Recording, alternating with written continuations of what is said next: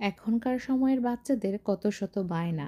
আমাদের সময় মা কাকিমারা এমন ভর্তা বেটে দিত, এক থাল ভাত খেয়ে হৈ হৈ করে বান্ধবীদের সাথে স্কুলে চলে যেতাম। জেলেরা আসতো মাছ নিয়ে, মাছ বিক্রি করতে। সদ্য নদী থেকে ধরে এনেছে মাছ, কখনো চিংড়ি কখনো চান্দা, মাত্র 10 টাকা ভাগা ছিল। কি যে মজা! তো এই ভর্তাটা আজকে আমিও বানিয়ে নিলাম। আমেরিকা আছি তো কি, ভর্তাটা খাবো না? প্রথমে জলে কিছু শুকনা মরিচ সিদ্ধ করে নিলাম, এখনকার যেহেতু বাচ্চাদের ব্লেন্ড কত শত করব। বায়না। আর এখানে ওই মরিচগুলো, তারপর ছোট ছোট চিংড়ি মাছ হলুদের গুঁড়া লবণ দিয়ে মেখেছিলাম।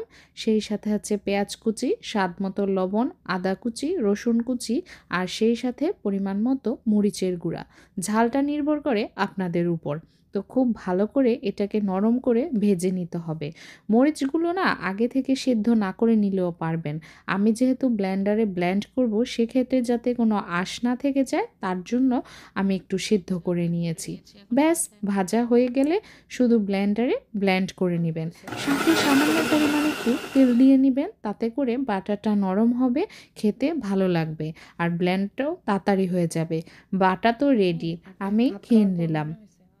কি যে স্বাদ, বিশ্বাস করেন, এত টেস্ট! এই বাটাটা একবার শুধু খেয়ে দেখবেন। আর কে কে এইভাবে এই চিংড়ি মাছের ভর্তাটা খান অবশ্যই জানাবেন। আমি খেয়ে নিচ্ছি, আশেপাশে কেউ খেতে চাইলে বাসায় বানিয়ে খাবেন। অনেক ধন্যবাদ সময় নিয়ে ভিডিওটা দেখার